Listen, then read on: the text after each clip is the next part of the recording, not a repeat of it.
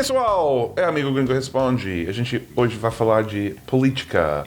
Sempre é complicado. Felizmente vamos falar da política nos Estados Unidos, porque não gosto muito de falar da política brasileira. A pergunta é do Matheus Veloso e é muito simples. Seth, fala sobre as eleições do EUA. Peraí, é do EUA ou é dos EUA? De qualquer forma, vamos falar das eleições. Ok, daqui a pouco vocês vão conhecer o convidado especial para hoje que vai dar a visão dele sobre as eleições. Antes disso, a gente precisa falar com Braulio. Braulio também é americano, mas ele não vai falar das eleições. Ele vai falar de inglês para negócios, porque este mês de setembro, no Amigo Gringo Responde, é mês de Business English, inglês para negócios. Braulio é um professor do Cambly. Cambly oferece aulas de Business English ou de qualquer outro tipo de English ou de English para crianças, que eles chamam de English for Kids. E como sempre estão oferecendo uma aula de graça. Link na descrição se você quer uma aula de graça com Cambly, com falantes nativos do inglês, como o Braulio. Hi everyone, how's everyone doing? It's Braulio. I'm just here to give another tip on business English. So this is another basic term, but it's a very important term to know. It's called necessity. Necessity basically means that it's something that you have to do, period. It's something that you have to do, and it's something that's mandatory. So let me give an example of how to use necessity in a business setting. For example, it is a necessity that we have to have this deal closed. And this is something very simple, but it's very simple term, but very important, that's also used in the business world. Bom, então, quando ele fala it's a necessity to have this deal closed, literalmente uma necessidade de fechar esse contrato ou esse assunto, sei lá. É muito business English mesmo. E não é algo que eu diria num dia normal com meus amigos. It is a necessity. Então, como traduzir em português, que sempre é o desafio para mim, é uma necessidade fechar o contrato? Isso funciona, né? Eu acho que funciona. A pergunta é se as pessoas realmente diriam isso, ou se diriam outra coisa, tipo, é preciso fazer isso, ou é urgente fazer isso, ou a gente precisa fazer isso. Eu não sei, desisto. Vamos voltar para a política. Bom, como vocês sabem, nos Estados Unidos a gente tem principalmente dois partidos. Vamos falar dos outros partidos daqui a pouco, mas os dois partidos são os democratas, representados pela cor azul, e os republicanos, representados pela cor vermelha. Por isso, os fãs de Donald Trump usam boné sempre vermelho que diz Make America Great Again, fazer América grande de novo. Nunca gostei dessa tradução, mas parece ser a tradução que as pessoas usam. Azul contra vermelho. Vamos ver o que diz nosso convidado, o holograma do Eric, de volta no canal. Eric! Oi, Seth! Quanto tempo? Nossa, a imagem é ruim, Eric. A máquina do holograma não está funcionando? Esquece isso. Então, Eric, nos fala das eleições nos Estados Unidos. Verdadeiro ou falso? Donald Trump é um puta babaca. Que bom que você fez essa pergunta. Nossa, Eric, eu achei que você não gostava do Trump. E você tem mais do que um boné Make America Great Again. Você pintou o cabelo da cor de Make America Great Again. Não sabia que você era fã do Trump. Que é isso? Não! Como mexicano e como pessoa com vários amigos de outros países, eu não posso apoiar o Trump. Ele falou ser político e bem contra pessoas de fora. E ele instiga odeio contra pessoas de outros países. Como ser humano, eu não posso votar por ele. O Biden, como a Hillary, não me excitam muito. Eu acho triste que um país com tantas pessoas inteligentes nos Estados Unidos não podem encontrar nenhum candidato mais impressionante. Minha candidata a presidente dos Estados Unidos é Marina Silva!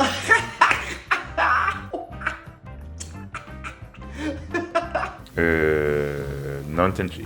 Vocês entenderam? Eu não entendi. Sete, seu inocente. Claro, foi um trocadilho. Meu cabelo é do cor vermelho, ou seja, em inglês, red, que pronunciado com sotaque brasileiro seria Rede. E Rede Sustentabilidade é o partido dela. Eric, suas piadas são cada dia piores. Mas você que escreveu o roteiro. Bom, é verdade. Voltando para o assunto. Primeiro, o básico das eleições. Já falei que a gente tem aqui 2 partidos e como funciona a campanha é bem diferente do que no Brasil, porque não é quem ganha a maioria dos votos que ganha. Já expliquei esse sistema antes no canal, mas vale a pena explicar de novo, porque nem eu entendo por que existe. Vou tentar descobrir por que existe agora enquanto eu explico. Cada estado tem um número de eleitores. 50, 100, por aí.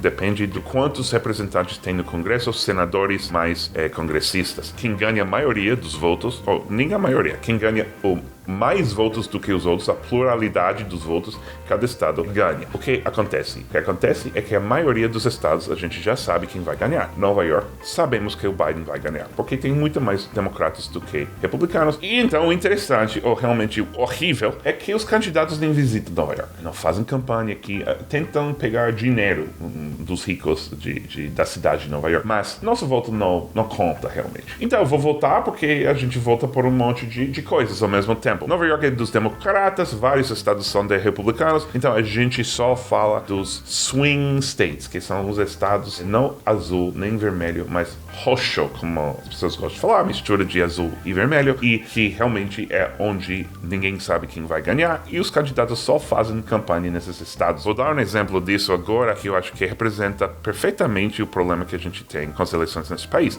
Se vocês estão assistindo, não é só no Pantanal que tem incêndios horríveis. Na costa oeste dos Estados Unidos, que são os estados de Califórnia, Washington e Oregon. Esses incêndios, esses fogos estão destruindo muitas terras, estão morrendo pessoas, destruindo casas, etc. Virou assunto nas eleições? Não, porque está nos 3 estados totalmente azuis, que vão votar contra o Trump e não importa. O fato de esses estados não importarem tanto nas eleições é quase trágico. É chance para a gente reconhecer os efeitos das mudanças climáticas, que obviamente faz parte da causa. Vou falar mais cuidadosamente para evitar comentários. É muito provável que esses incêndios são o resultado, parcialmente, das mudanças climáticas, porque sempre tem incêndios, obviamente, mas esses incêndios deste ano são piores do que qualquer outro ano, e os piores anos dos incêndios são nos últimos anos. Ou seja, algo está mudando, mas para quem importa? Importa mais para as pessoas desses 3 estados, e tem republicanos nesses estados? Tem, mas não é importante, porque os democratas vão ganhar esses estados.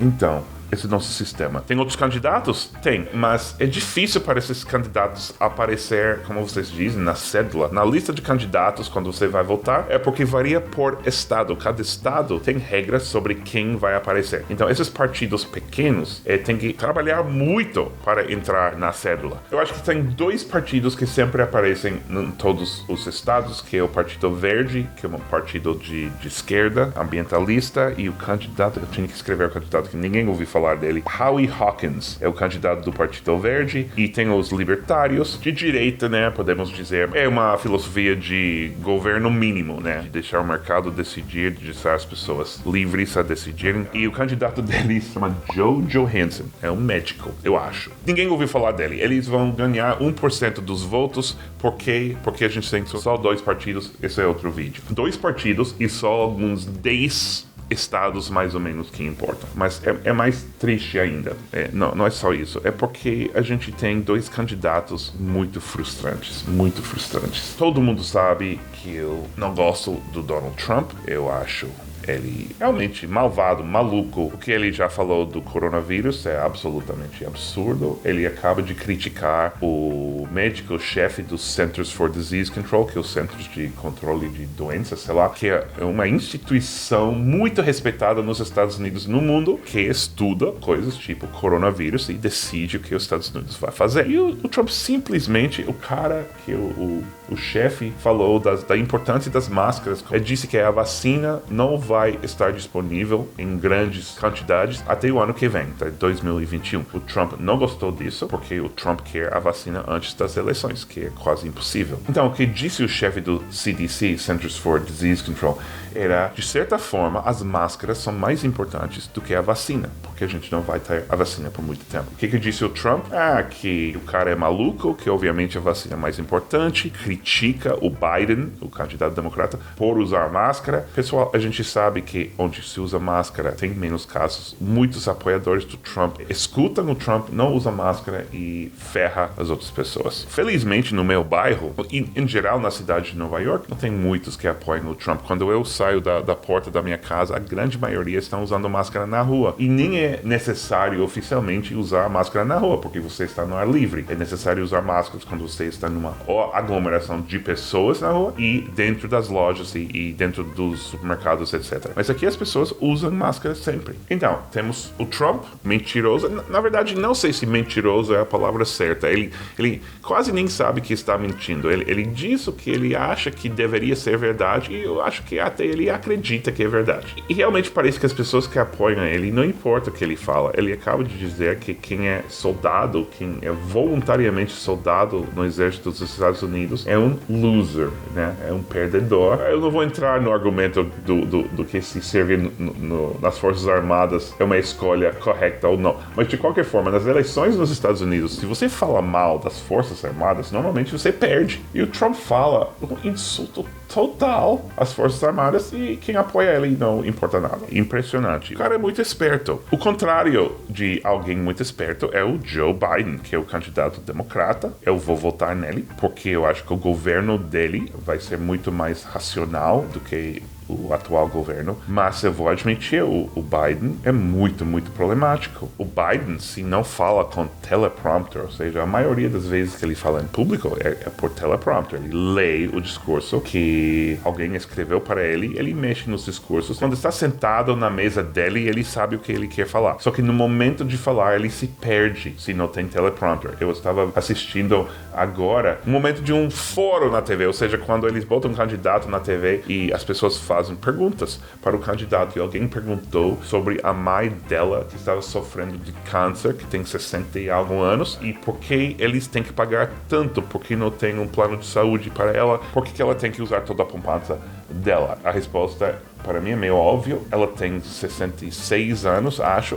Então, ela faz parte do programa Medicare, que é meio um SUS para idosos que a gente tem nos Estados Unidos. Então, a pergunta é realmente por que o sistema atual de Medicare força ela a pagar tanto. E o Joe Biden falou de qualquer coisa menos isso. Começou a falar do filho dele, começou a falar como a gente vai curar o câncer, que realmente pode, no longo prazo, ajudar as pessoas, mas não vai ajudar imediatamente a mãe dessa pessoa. E mais especificamente, falou que ele vai fazer disponível essa opção pública, como dizem, o Medicare, que agora é só para idosos, vai colocar isso como opção para outras pessoas. Então, o sistema que está atrapalhando, que está forçando a senhora a pagar tanto dinheiro, vai virar uma opção para todo mundo.